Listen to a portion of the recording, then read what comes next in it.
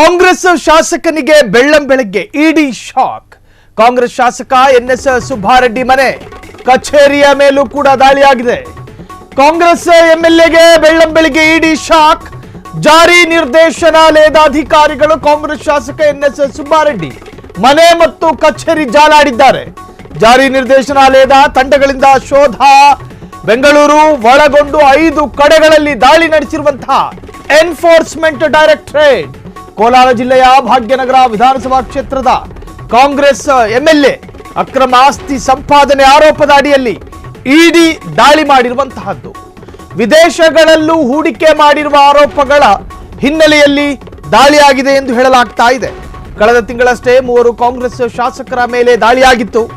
ಇವತ್ತು ಎನ್ಎಸ್ ಸುಬ್ಬಾರೆಡ್ಡಿ, ಕಾಂಗ್ರೆಸ್ ಶಾಸಕರಾದ Bharat Reddy, N S Srinivas, JN Ganesh, Ballari Congress ಸಂಸದ ತುಕಾರಾಂ ಮನೆ ಮೇಲೂ ಕೂಡ ಈ ಹಿಂದೆ ದಾಳಿಯಾಗಿತ್ತು. ಕಾಂಗ್ರೆಸ್ ಶಾಸಕನಿಗೆ ಬೆಳ್ಳಂ ಬೆಳಗ್ಗೆ ಇಡಿ ಶಾಕ್ ಎದುರಾಗಿದೆ.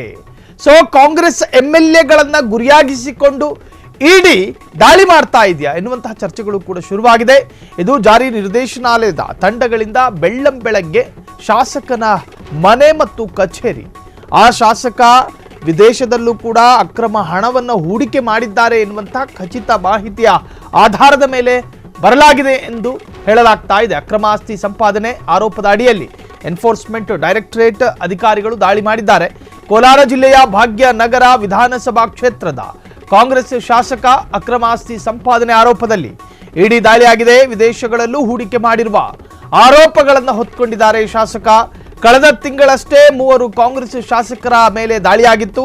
ಅರ್ಥಾತ್ ಕಾಂಗ್ರೆಸ್ ಶಾಸಕರಾದ ಭರತ್ ರೆಡ್ಡಿ, ಎನ್ಎಸ್ ಶ್ರೀನಿವಾಸ್, ಜೆಎನ್ ಗಣೇಶ್, ಬಳ್ಳಾರಿ ಕಾಂಗ್ರೆಸ್ ಸಂಸದ ತುಕಾರಾಂ ಮೇಲೂ ಕೂಡ ಇಡಿ ದಾಳಿ ಕೈಗೊಂಡಿತ್ತು.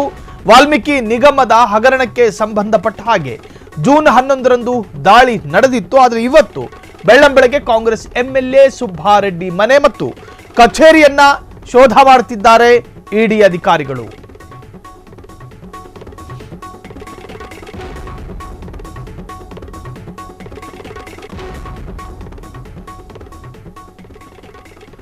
ಕೋಲಾರ ಜಿಲ್ಲೆಯ ಭಾಗ್ಯನಗರ ವಿಧಾನಸಭಾ ಕ್ಷೇತ್ರದ ಕಾಂಗ್ರೆಸ್ ಶಾಸಕ ಅಕ್ರಮ ಆಸ್ತಿ ಸಂಪಾದನೆ ಆರೋಪದ ಅಡಿಯಲ್ಲಿ ಎನ್ಫೋರ್ಸ್ಮೆಂಟ್ ಡೈರೆಕ್ಟರೇಟ್ ಅಧಿಕಾರಿಗಳು ದಾಳಿ ಮಾಡ್ತಾ ಇದ್ದಾರೆ. ಮತ್ತೊಂದು ಕಡೆ ಕಾಂಗ್ರೆಸ್ನ ಎಂಎಲ್ಎಗಳನ್ನ ಗುರಿಯಾಗಿಸಿಕೊಂಡು ಕೇಂದ್ರದ ನಿಯಂತ್ರಣದಲ್ಲಿರ್ತಕ್ಕಂತಹ ಜಾರಿ ನಿರ್ದೇಶನಾಲಯದ ಅಧಿಕಾರಿಗಳನ್ನ ಛೂ ಬಿಡಲಾಗ್ತಾ ಇದೆ ಎನ್ನುವಂತಹ ಆರೋಪವೂ ಕೂಡ ಇದೆ.